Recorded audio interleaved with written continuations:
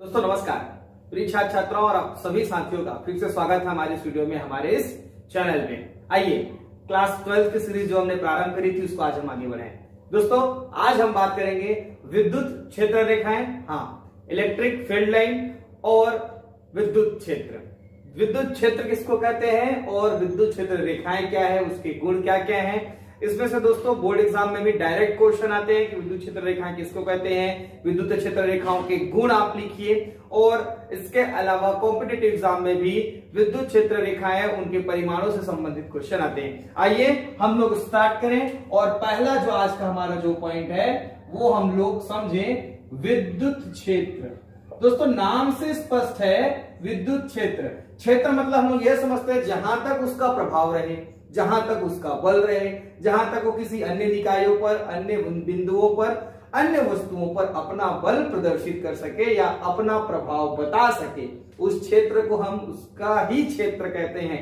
उसी तरह विद्युत क्षेत्र भी है, अर्थात उस रेंज तक या उस दूरी तक, उस एरिया तक जहां तक विद्युत स्थिर विद्युत बल या विद्युत के स्थिर विद्युत बल का अनुभव करेगा, वहां तक बल लगा सकेगा, वहां पर वो किसी अन्य आवेश पर उतना विद्युत बल का क्या करेगा, अनुभव करेगा।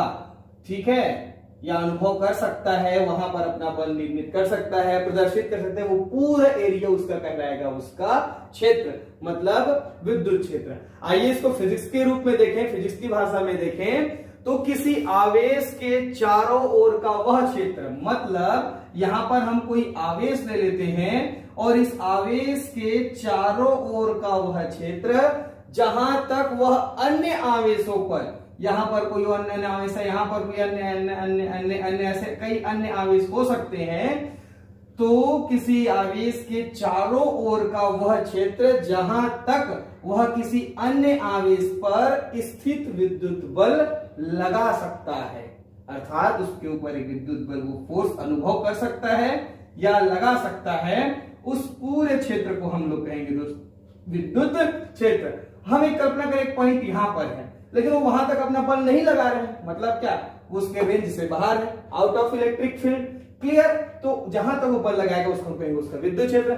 आइए इसको एक परीक्षण आवेश के आधार पर देखें। मान के चलते हैं यहां पर कोई परीक्षण आवेश है Q0 और ये परीक्षण आवेश इतने दूर के एरिया से, क्षेत्र से एक F बल का अनुभव करता है। कितने बल का अनुभव करता है? इतने दूर से। और वो बल का अनुभव कहां से करेगा? किसी अन्य आवेश से ही करेगा। मतलब यहां पर जो एकांक धन आवेश जिसको हम परीक्षण आवेश के रूप में लिए हैं, यह एकांक धन आवेश उस क्षेत्र तक जिस क्षेत्र में स्थित किसी अन्य आवेश के कारण वो जितने बल का अनुभव करेगा, उस क्षेत्र को हम क्या कहेंगे? विद्युत क्षेत्र। और उसको हम लोग डिनोट करते हैं E से। तो E का फॉर्मूला क्या हो जाएगा? एकांक धनावेश जितने बल का अनुभव करता है वो उसका विद्युत क्षेत्र। इसको हम सदिश रूप में लिखें, चूंकि जो E है विद्युत क्षेत्र जो है वह एक सदिश राशि है। कौन सी राशि है दोस्तों? सदिश राशि है। इसकी दिशा डिनोटेड होगी और उस दिशा में डिनोटेड होगी जिस दिशा में एकांक धनावेश मूव करेगा, गति करेगा। ठीक है, अभी इसका हम जब गुण देखेंगे तब वहां पर उसको और अच्छे से क्लियर करेंगे। तो ये कौन सी राशि है? सदिश राशि है। दूसरी चीज इसका विमीय सूत्र, तो F का विमीय सूत्र लिख लेते हैं ऊपर में MLT-2। आवेश का विमीय सूत्र लिख लेते हैं TA। नीचे में इसको जब अपन सॉल्व करते हैं तो T ऊपर जाएगा तो हो जाएगा -1, ऑलरेडी -2 है तो -2 और -1 -3, A ऊपर जाएगा तो -1। ये उसका रेनेसांस फॉर्मूला, विमीय सूत्र। और इसका मात्रक, तो बल का मात्रक होता है न्यूटन बटे मतलब पर, Q0 Q0 मतलब उसका आवेश का मात्रक कूलम, या इसको हम ऐसा भी लिख सकते हैं Newton coulomb inverse. C capital में रहेगा, है ना, NB कैपिटल में रहेगा। ये इसका ये विद्युत क्षेत्र है ना, उसकी सदिश राशि, ये सदिश राशि है, ये इसका विमीय सूत्र और ये उसका मात्रक। तो ये हमने देखा दोस्तों विद्युत क्षेत्र। आगे हम इसको देखेंगे इलेक्ट्रिक फील्ड लाइन। इसी विद्युत क्षेत्र में एक काल्पनिक और एक वक्र खींचा जाता है ना, जिस वक्र में एकांक धनावेश मूव करता है, एकांक धनावेश गति करता है ना, उस हम वक्र को कहते हैं क्या? विद्युत क्षेत्र रेखाएं। जो वास्तविक होती है कि काल्पनिक होती है? तो मैंने जस्ट अभी पहले बोला वो काल्पनिक होती है। वो ऐसा दिखेगा नहीं कि ये कि यहां से निकल रहा है कि यहां से जा रहा है, वो हमको स्पष्ट दिखाई दे, सूक्ष्मदर्शी लेकर के आ जाए तो दिखाई दे, ऐसा बिल्कुल नहीं होगा। क्लियर है? तो वो एक काल्पनिक वक्र होगी जो कहां से निकलती हुई नजर आएगी और कहां पर जाएगी। इसको आइए अब हम अगले पॉइंट पर देखें। तो दोस्तों ये बहुत इंपॉर्टेंट है, इसमें सभी तरीके के क्वेश्चन आते हैं। ठीक है, थ्योरेटिकल क्वेश्चन भी आता है और थोड़ा सा बुद्धि लगाने वाला भी क्वेश्चन आता है। दोस्तों अभी तक आपने हमारे चैनल को लाइक और सब्सक्राइब नहीं किया है तो बिल्कुल सब्सक्राइब करिए, लाइक करिए, है ना। चलिए अब लोग हम आगे बात करेंगे विद्युत क्षेत्र रेखाएं। विद्युत क्षेत्र रेखाएं, इलेक्ट्रिक फील्ड लाइन, इसको हम लोग फोर्स लाइन भी कहते हैं ना, फोर्स लाइन भी कहेंगे या बल रेखाएं भी कहते हैं। क्लियर? आइए हम इसके बारे में देखें, बहुत इंपॉर्टेंट और बहुत ही ज्यादा इंपॉर्टेंट। आइए हम बात करें तो इलेक्ट्रिक फील्ड लाइन किसको कहेंगे? तो एकांक धनावेश जिस मार्ग पर गति करता है उसको हम कहते हैं इलेक्ट्रिक फील्ड लाइन, विद्युत क्षेत्र रेखाएं। अथवा हम यह भी कह सकते हैं कि खींचा गया वह काल्पनिक निष्कोण वक्र जिस पर एकांक धनावेश मूव करता है, गति करता है, अथवा पृथक्कृत स्वतंत्र एकांक धनावेश जिस पथ पर ऐसा क्या होगा, गति करेगा। मान के चलिए कोई एकांक धनावेश है, स्वतंत्र पृथक्कृत रहेगा ना, ये जिस रोड पे गति करता है, ये खींचा गया काल्पनिक वक्र होगा। इसी रेखाओं को हम लोग कहते हैं विद्युत बल रेखाएं अथवा विद्युत क्षेत्र रेखाएं। ठीक है, आइए हम इसके बारे में बहुत डिटेल में हम जाने। ठीक है, हम पहला पॉइंट से स्टार्ट करते हैं और पहला पॉइंट ये कहता है कि विद्युत क्षेत्र रेखाएं अथवा विद्युत बल रेखाएं धन आवेश से निकलेगी, धन आवेश से बाहर की ओर निकलेगी और ऋण आवेश में अंदर आएगी। मतलब यदि यहां पर कोई एकांक धनावेश है और जब ये मूव होगा तो जो विद्युत क्षेत्र रेखाएं खींची जाएंगी वो एकांक धनावेश से बाहर की ओर निकलेगी, ऐसा। और ये क्लियर? और ऋण आवेश में वो विद्युत बल रेखाएं या विद्युत क्षेत्र रेखाएं अंदर की ओर आएगी। तो पहला पॉइंट हम लोगों ने क्या देखा कि क्या देखा, धन आवेश से बल रेखाएं बाहर निकलती है, धन आवेश से निकलती है विद्युत बल रेखाएं, है ना, और ऋण आवेश के अंदर जाती है तो ऋण आवेश में समाप्त होती है। तो ये पहला पॉइंट हो गया हमारा, धन आवेश से निकलेगी और ऋण आवेश पर समाप्त होगी। दूसरा पॉइंट हम लोग देखते हैं, अगर यहां पर दो आवेश रहा, लाइक ऐसा धन और ऋण, तो ये बकायदा यहां से निकलेगा और यहां पर ऐसे चला जाएगा। तो धन आवेश निकला और ऋण आवेश पर आ गया, राइट। लेकिन दोस्तों अगर कहीं पर एकल या सिंगल कोई आवेश है या कहीं पर केवल धन है या कहीं पर केवल माइनस है, तब क्या करेंगे? तब की स्थिति में क्या करेंगे? अगर कोई आवेश एकल है, ये हमारा दूसरा पॉइंट है, एकल आवेश के लिए। किसके लिए? एकल आवेश के लिए। तो अगर कोई एकल आवेश है, धन आवेश है, तो जब यहां से जो धाराएं निकलेगी, रेखाएं निकलेगी, तो ये अनंत पर जाएगी। कहां पर जाएगी? अनंत पर जाएगी। और ऋण आवेश है, मतलब वहां पर रेखाएं आएंगी, तो कहां से आएंगी? अनंत से आएगी। मतलब अगर वो एकल आवेश है, ठीक है, एकल आवेश है, तो कहां से प्रारंभ होगी? तो अनंत से प्रारंभ होगी।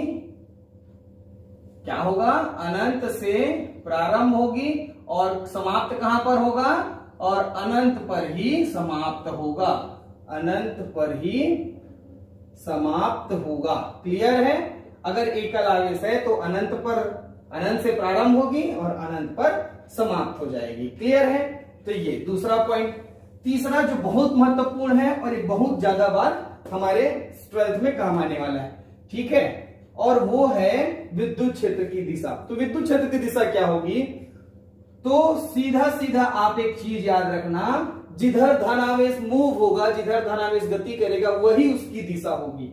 ये हमने कहीं यहां पर एक लाइन खींचा ऐसे, तो जब यहाँ पर लाइन खींचा मतलब एकांक धनावेश किधर जा रहा है, बाहर की ओर ना, मतलब इस निकाय पर बिंदु आवेश के लिए विद्युत क्षेत्र जो होगी वो बाहर की ओर होगी, ऐसा बाहर की ओर इसका विद्युत क्षेत्र होगा। ऋण आवेश के लिए, तो ऋण आवेश के लिए जब अपन बात करते हैं तो विद्युत क्षेत्र रेखाएं इधर किधर जा रही है, अंदर की ओर, तो यहां पर जो क्षेत्र रेखाएं होंगी किधर होगी, वो अंदर की ओर होगी। क्लियर है? तो जिस दिशा में या जिधर वो एकांक धनावेश मूव करेगा वही हमारी विद्युत क्षेत्र रेखाएं।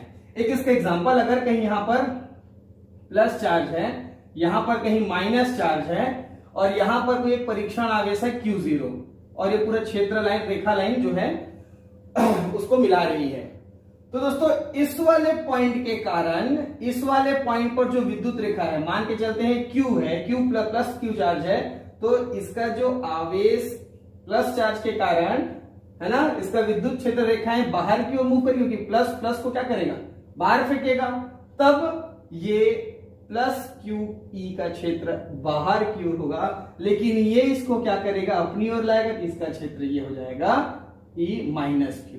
तो ये क्षेत्र ये क्षेत्र, क्लियर?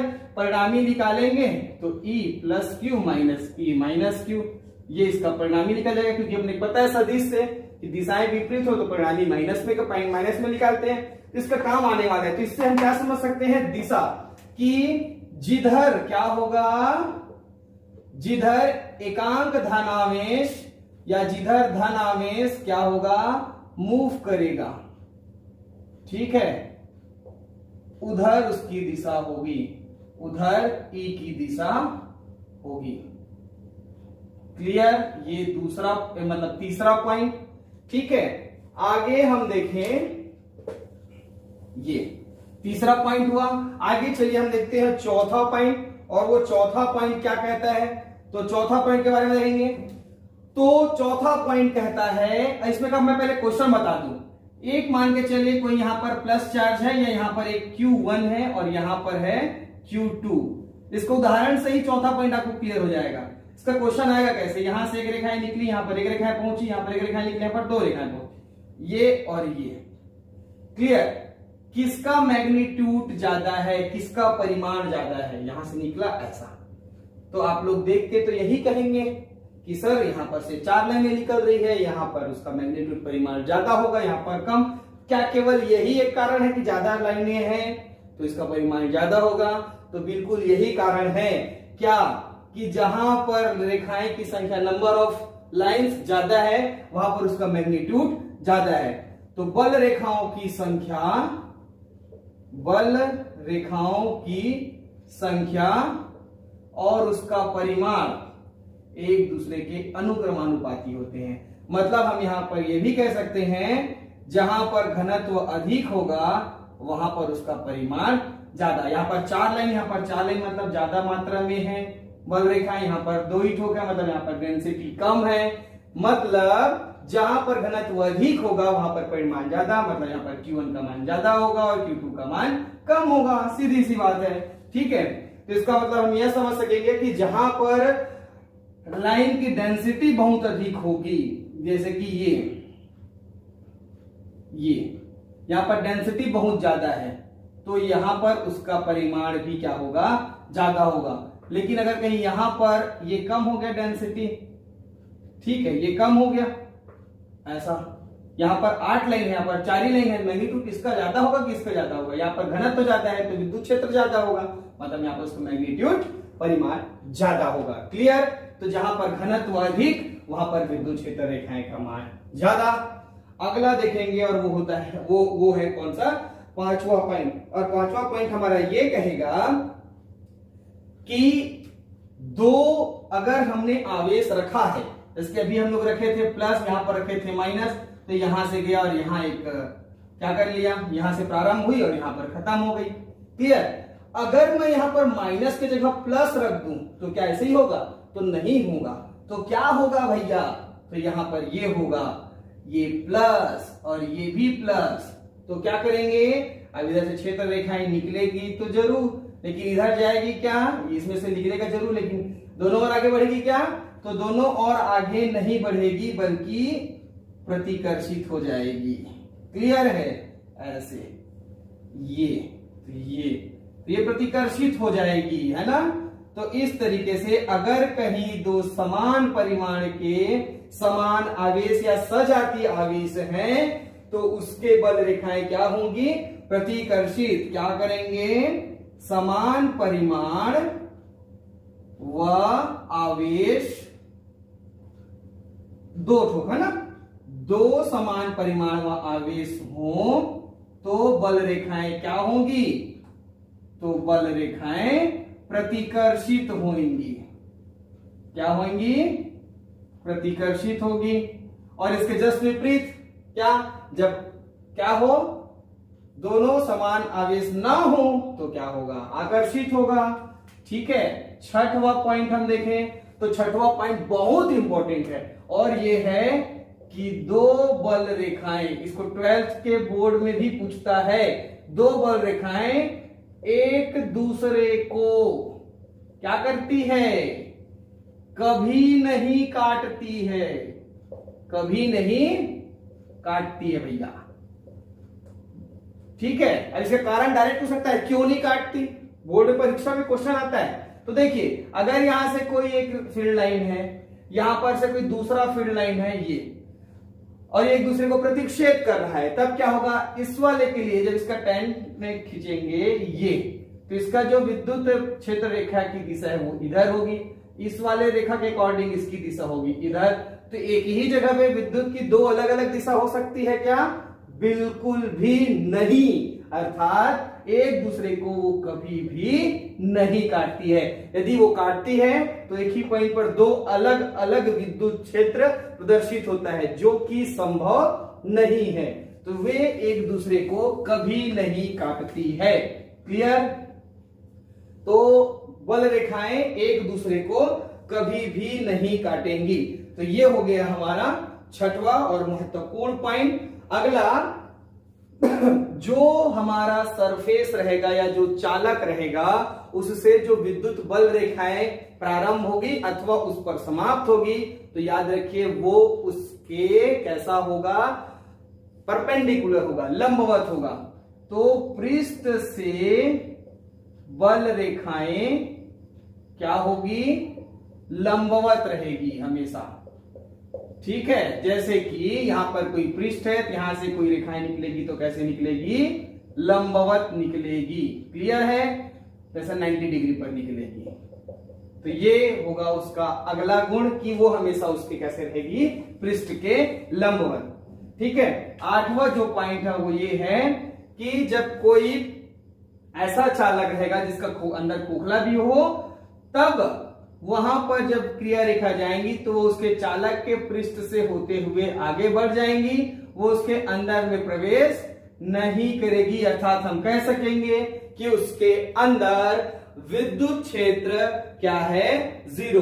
किसी तो विद्युत क्षेत्र रेखाएं किसी चालक के अंदर से होकर नहीं जाती है, उसके पृष्ठ से होते हुए जाती है। ये हमारा हो गया आठवां, है ना। और अब हम बात करें अगले इसके गुण के बारे में, तो ये लूप नहीं बनाती।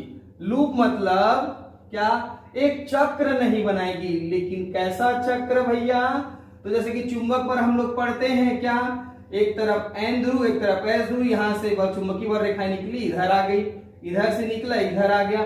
तो इसमें ऐसा नहीं होगा कि प्लस से निकला और इसी पर ऐसे वापिस आ गया। ऐसा लूप जो है विद्युत बल रेखाएं कभी भी नहीं बनाती। क्यों, क्योंकि ये धनात्मक से निकलेगी और ऋणात्मक पर जाकर के इंटर होती है। तो ये कभी भी लूप नहीं बनाएगी।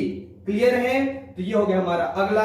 अब हम नेक्स्ट और देखें तो ये हम इस पर ये पाएंगे कि अगर ये दो ऐसे समान दूरी पर, ऐसे मतलब इसको हम कह सकते हैं पैरेलली, अगर कोई विद्युत क्षेत्र रेखाएं, विद्युत बल रेखाएं जा रही है, तो इस टाइप के हम विद्युत क्षेत्र रेखा यदि ऐसी पैरेलली कहीं जा रही है, तब इसको हम कह सकेंगे कि ये एक समान विद्युत क्षेत्र है।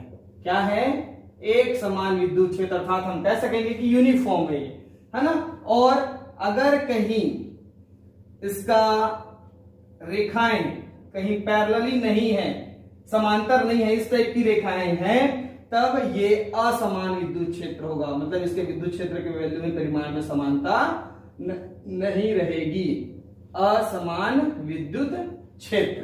क्लियर? तो दोस्तों इस तरीके से हमने विद्युत क्षेत्र रेखाएं और बल रेखाएं को देखा।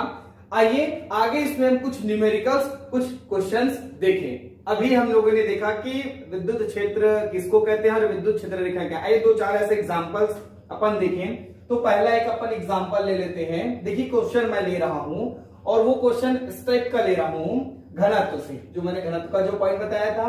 मान के चलते यहाँ पर कोई Q1 आवेश है और यहाँ पर कोई Q2 आवेश है।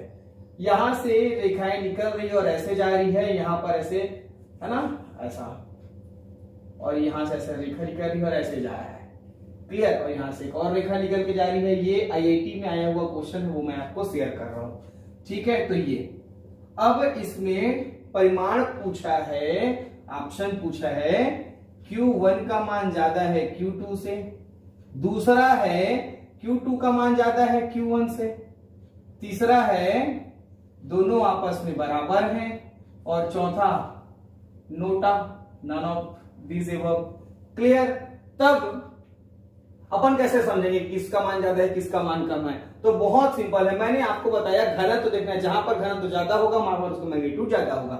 यहां पर देखिए दोनों के बीच में डिस्टेंस काफी ज्यादा है, इसकी तुलना में यहां पर दोनों के बीच में डिस्टेंस कम है, मतलब इसकी तुलना में इसके साथ करें तो यहां पर और भी बल रेखाएं निर्मित हो सकती है। क्लियर है? मतलब यहां पर उसका घनत्व तो ज्यादा है, मतलब यहां पर उसका परिमाण ज्यादा होगा, मतलब कौन सा आंसर?